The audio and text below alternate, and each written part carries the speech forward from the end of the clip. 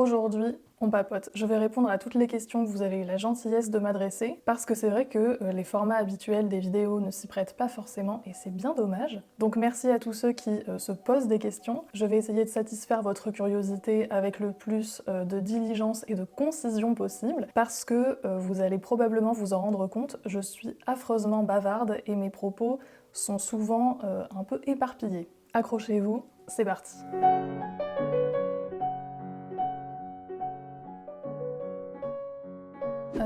Hop, j'attrape mon outil avec toutes les questions. Les questions ne sont pas classées, hein, je les prends un peu comme elles viennent. Alors, je vois que vous êtes plusieurs à me demander quelle est ma profession, est-ce qu'elle est en rapport avec la littérature ou est-ce que la littérature est simplement une passion. Alors, la littérature, c'est ma passion. Je vis pour et grâce à la littérature, hein, en partie, évidemment, pas complètement, mais quand même en grande partie.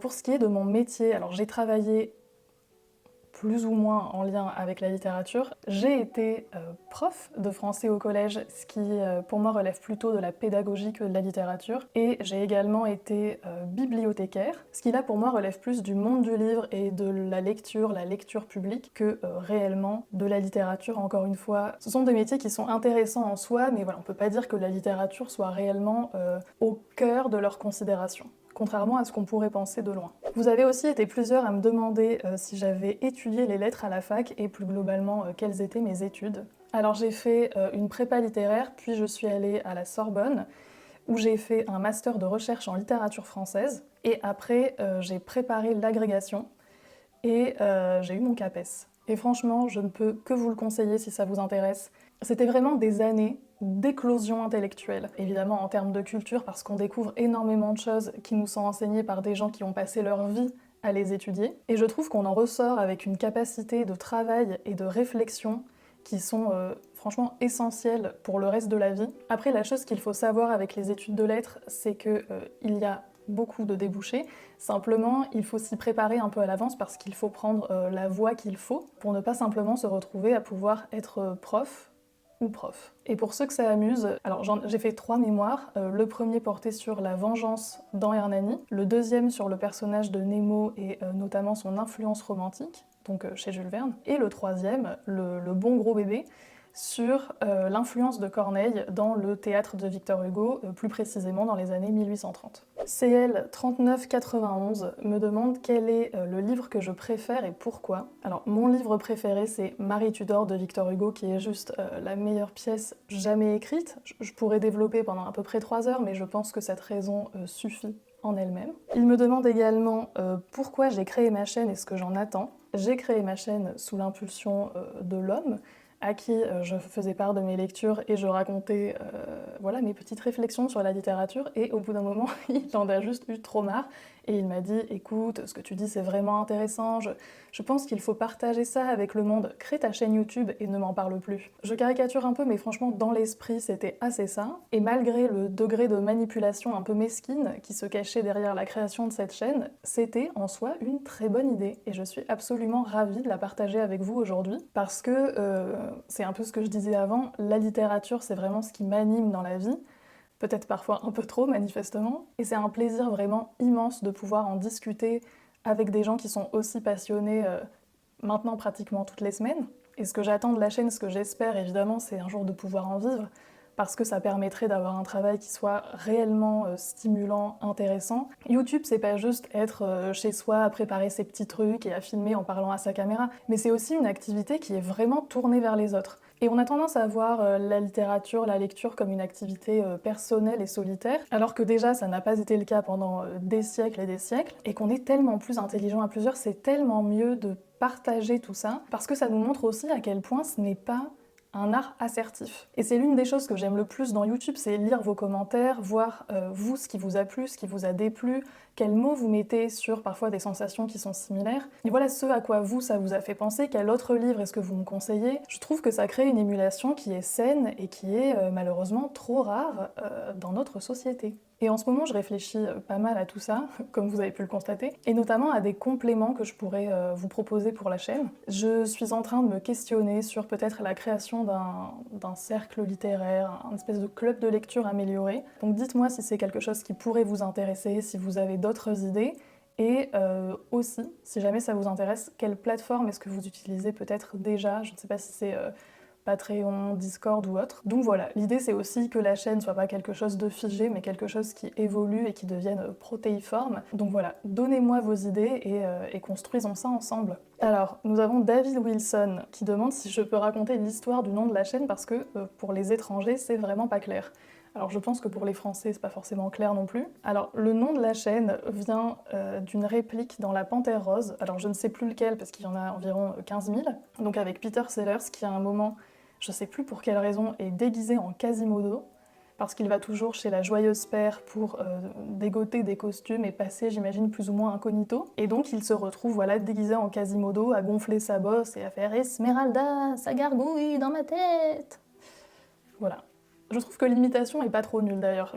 Si vous l'avez vu, je pense que vous avez apprécié. Et je trouvais que c'était pas mal d'avoir un nom déjà un peu ridicule, et puis qui au fond dit quand même quelque chose parce que c'est quand même vraiment mieux de vivre avec des gargouillis dans sa tête. Si c'était le calme plat, ce serait franchement inquiétant. Et puis il était hors de question que le nom de la chaîne contienne les mots livre ou books, parce que je n'en peux plus de voir ce type de nom-là sur YouTube. Alors on me demande aussi, il y a peut-être beaucoup de chaînes littéraires, donc qu'est-ce qui t'a motivé?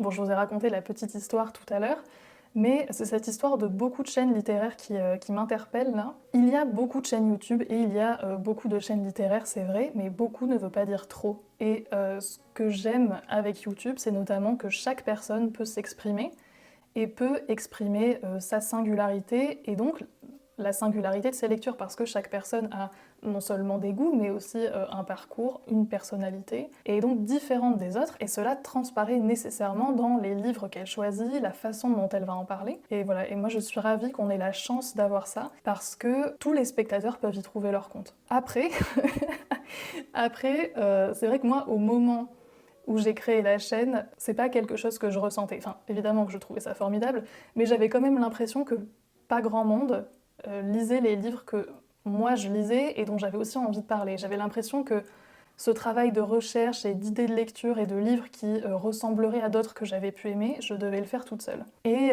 il y avait une certaine solitude voilà, qui accompagnait cette réalité-là. Et la chaîne, elle vient aussi de là, c'est-à-dire l'envie de proposer autre chose. Non pas que le reste soit pas bien, mais simplement de proposer quelque chose pour les gens qui peut-être me ressembleraient, qui ne trouveraient pas leur compte ailleurs et qui auraient juste envie d'entendre parler de livres qui ne sont pas les dernières sorties, qui ne sont pas plébiscités en masse sur les réseaux sociaux. Non pas que ce soit mal, mais il y a beaucoup de gens qui le font et c'est vrai que les autres sont parfois un peu délaissés. Il y avait aussi un autre aspect auquel je tenais vraiment en créant cette chaîne, c'est que les réseaux sociaux, le monde de l'édition qui produit en masse et qui voilà, met de l'argent dans le marketing, tout ça pousse quand même à une certaine uniformisation des lectures et uniformisation des mots que l'on emploie pour en parler. Et ça, c'est vraiment quelque chose que je trouve très dommageable pour tout le monde, parce que, encore une fois, la lecture, c'est quelque chose de très personnel, au sens, non pas que ça doit être fait juste pour soi, mais au sens où ça nous est propre, et si tout le monde lit les mêmes livres et en parle de la même façon, en fait, il suffit d'écouter une personne pour les entendre toutes, et ça, c'est quand même une catastrophe. Parce que tout le monde a quelque chose à dire, et utiliser les mêmes critères et les mêmes mots que quelqu'un d'autre pour parler d'une expérience qui est profondément intime, pour moi il y a un paradoxe qui pose problème. Donc l'idée avec cette chaîne, c'était de proposer des lectures qui parfois peuvent être intimidantes et dont on n'entend pas souvent parler, et puis d'en parler avec mes propres mots, parce que personne d'autre ne les a lus de la même façon que moi, et tant mieux. Et c'est sûr que c'est un exercice qui est difficile, de mettre les mots sur son ressenti, de mettre les mots sur mais comment l'auteur a fait pour que je ressente ça, mais c'est un exercice qui vaut la peine, qui vaut vraiment la peine d'être fait. Ensuite, on me demande combien de livres je lis par année. Eh bien, je n'en ai pas la moindre idée, parce que je ne comptabilise pas. Alors je sais qu'on est vraiment, notamment sur YouTube, dans une espèce d'ère de la performance, d'ère du chiffre.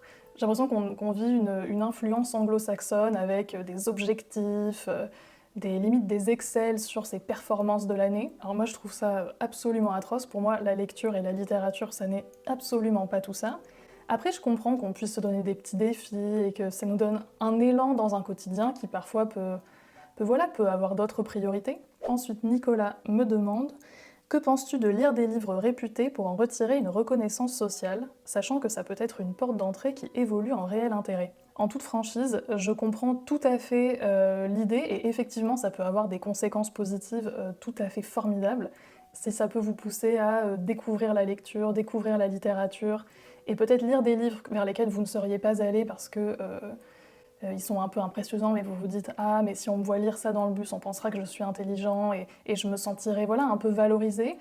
Alors j'y vais quand même et en fait je me rends compte que j'adore. C'est super, enfin, franchement c'est le scénario idéal.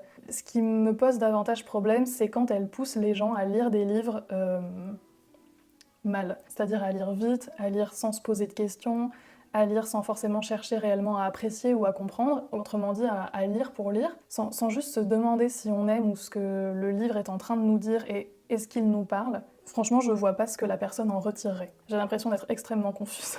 Mais c'est une question difficile en soi, c'est une bonne question. La reconnaissance sociale, en fait, elle vient de qui et elle vient comment? Est-ce que c'est juste la personne vous regarde lire et vous vous dites elle se dit que je suis intelligent et dans ce cas-là, la reconnaissance, vous la créez vous-même? Ou est-ce que c'est pouvoir créer des conversations et parler de livres qui ont une certaine aura et qui vont faire que les gens vont nous apporter une reconnaissance sociale parce qu'on va être capable d'en parler, capable de discuter avec les autres à propos de ces livres? Là oui. Vous voyez, c'est un peu ça mon problème. La motivation peut être mauvaise, mais si elle apporte quelque chose qui a réellement de la valeur pour soi et pour les autres, tant mieux, la reconnaissance, au fond, là, elle est réelle. Mais si c'est juste pour se donner une apparence et ne pas être capable d'aligner 3 mots à propos du livre qu'on vient de lire, autant ne pas le lire, en fait. Pour moi, il vaut mieux être dans le multum non multa, c'est-à-dire peu mais bien que beaucoup est mal. Il vaut mieux lire 2 livres par an, mais vraiment s'en être imprégné, qu'en lire 150 et n'avoir absolument rien à en dire. Depuis quand lisez-vous activement?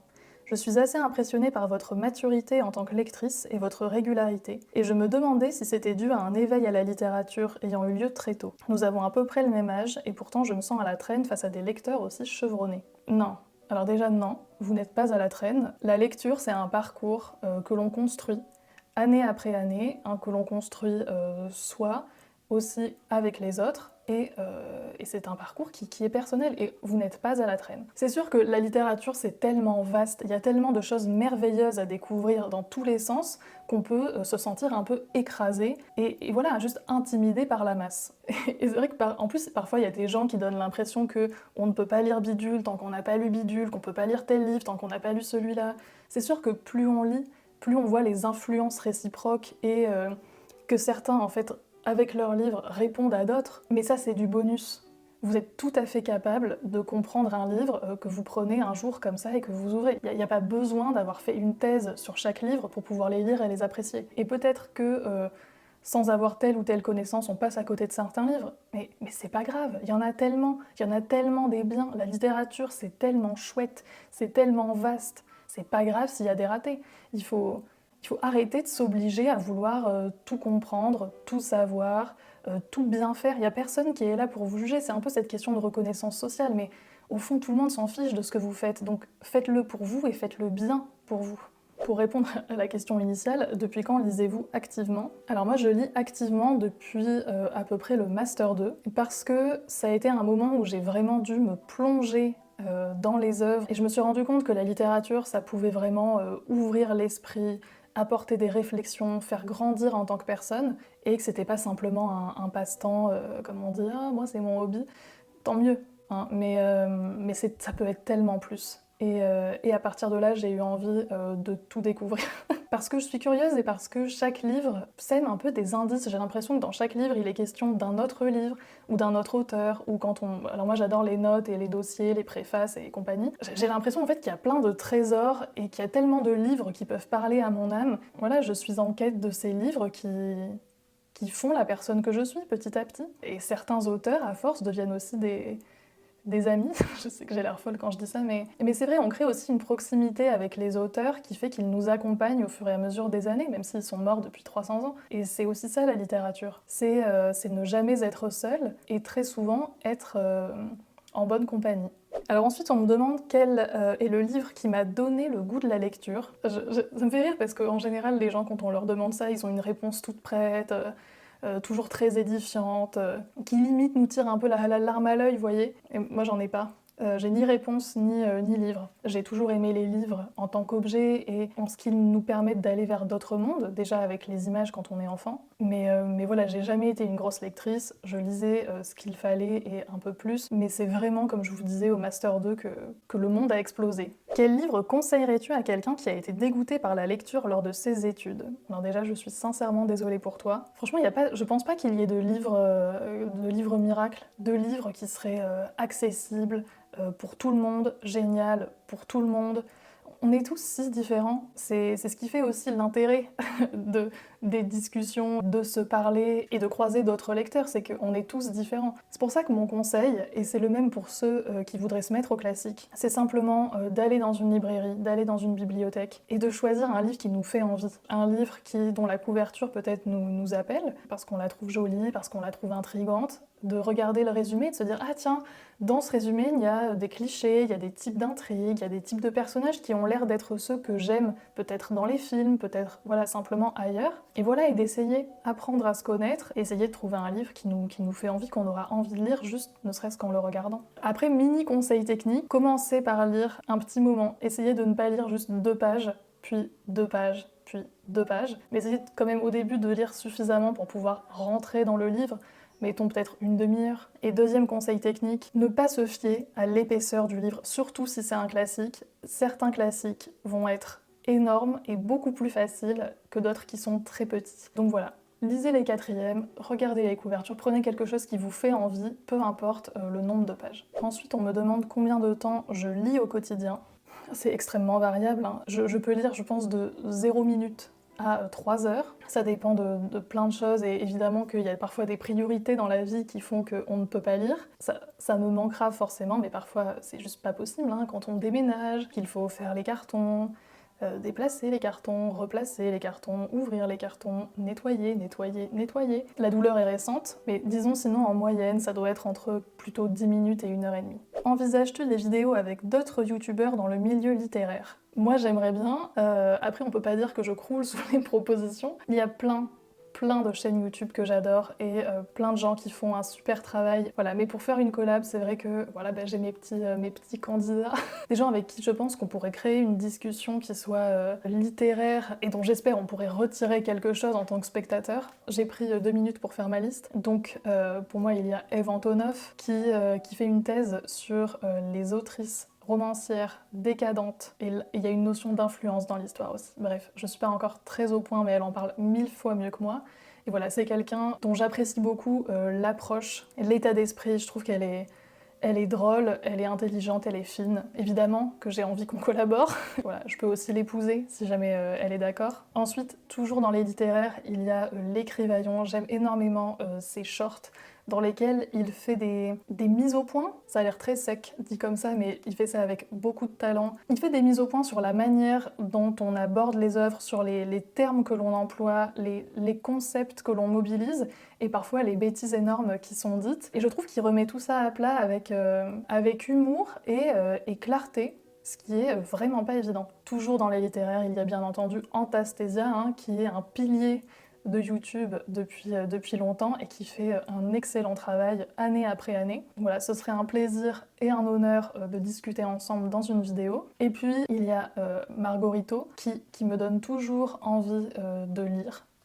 Je sais pas comment elle fait, mais elle a une manière de parler de ses lectures qui est tellement communicative qu'après on a juste envie de lire pendant des heures. Évidemment que j'ai envie de collaborer avec quelqu'un comme ça. Et puis, comment ne pas citer Paper Palace, qui est mon premier amour de YouTube. C'est la première chaîne où je me suis dit, là c'est aussi un peu chez moi, je m'y sens bien, et j'aime la façon dont elle met les mots sur ses lectures et sur ses ressentis. Voilà, donc écoutez, si vous passez par là, chers collègues, et que vous êtes tentés par une collab, contactez-moi, ce sera avec grand plaisir. Alors on me demande aussi comment j'ai commencé avec la littérature russe. C'est au moment où j'ai découvert Caroline Marie Reeds, qui lisait Guerre et paix de Dostoïevski, quelle horreur, de Tolstoï, et elle avait l'air de passer mais le meilleur moment de sa vie. Et je me suis dit, ah ouais, en fait ça se fait, c'est pas... ça n'a pas l'air de demander un effort considérable, d'avoir lu, encore une fois, plein de choses avant et d'être, je sais pas, un esprit brillant, pour juste lire Guerre épée. Donc je suis allée en librairie, j'ai acheté Guerre épée, j'ai lu Guerre épée, et c'était l'éclate. Depuis, je lis des Russes. Et quelle héroïne de roman seriez-vous? Alors, il y a deux réponses à cette question. Il y a la réponse image fantasmée de soi-même telle qu'on se rêve. Dans ce cas-là, j'aimerais être Jessica dans Dune. Et la réalité, celle qui est plus proche de la réalité. Et dans ce cas-là, je crois que c'est Miss Marple. On me demande si je m'intéresse à la littérature victorienne. Alors oui, mais je pense que je m'y intéresse plus que je n'en lis parce que c'est une littérature dont j'aime énormément les thèmes, les questionnements, les atmosphères souvent. Mon problème, c'est que je trouve que c'est souvent très long. Et c'est normal parce que c'était souvent des romans feuilletons, mais j'ai quand même l'impression que pour moi, il manque souvent une densité, d'intrigue en fait, de rythme, que je préfère le livre une fois que je l'ai lu que pendant que je le lis. Je sais pas si c'est très clair, mais mon auteur victorien préféré, c'est Dickens, et lui, il est au top. Sans transition, on me demande ce que je fais dans la vie quand je ne lis pas. Eh bien, je me balade, j'aime beaucoup me promener dans les cimetières. Je fais des gâteaux, je joue à des jeux de société, je vois mes proches que j'adore. J'aime beaucoup aussi aller au cinéma, aller au musée, voilà. C'est moi, c'est ma vie.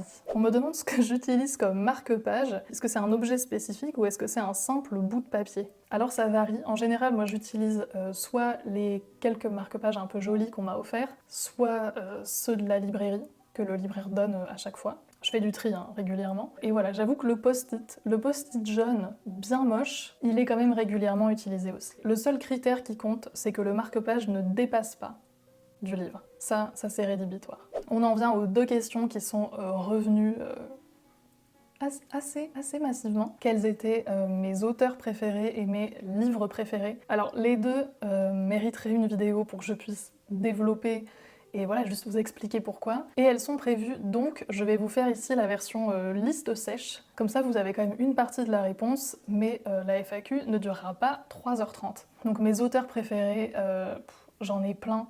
Il y a plein de gens chouettes qui sont morts, c'est terrible. Dans les vivants, j'adore Joyce Carol Oates. Je la trouve mais exceptionnelle. Et ensuite, chez les gens morts, parce que ma sélection de vivants est quand même assez restreinte, il y a Dickens, dont je vous parlais tout à l'heure, Victor Hugo, Corneille, Toni Morrison, Flannery O'Connor, Balzac, Romain Gary, mais plus en tant que personne qu'en tant qu'auteur. Ça c'est un peu bizarre, mais c'est comme ça. Évidemment, Faulkner, Tourguenieff, Tolstoï, Edgar Allan Poe, Maeterlinck.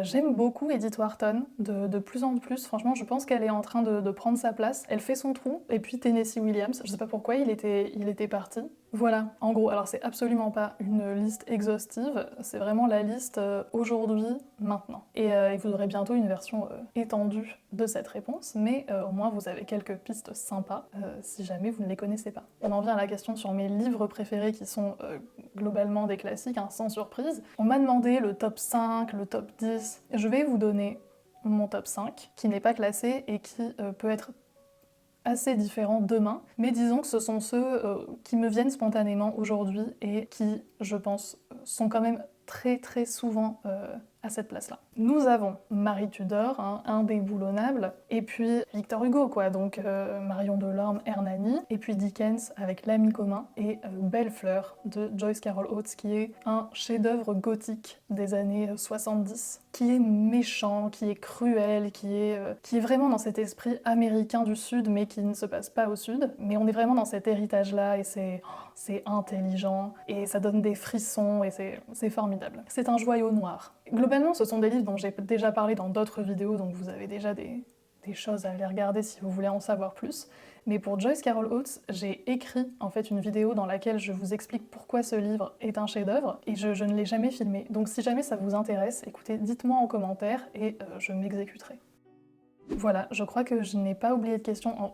Il est possible que si, mais vous avez quand même pas mal de réponses. J'espère avoir satisfait votre curiosité, que c'était quand même suffisamment clair pour être compréhensible. Je vous invite à vous-même répondre aux questions en commentaire, comme ça, ça prolonge l'échange et moi ça me permet aussi de mieux vous connaître. En tout cas, ça m'a fait très plaisir de papoter avec vous et on se retrouve dans la prochaine vidéo.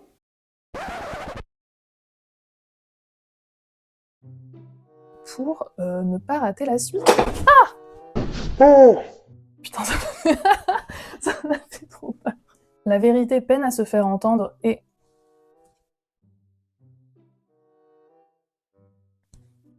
Il est sérieux là? J'ai la voix qui est morte.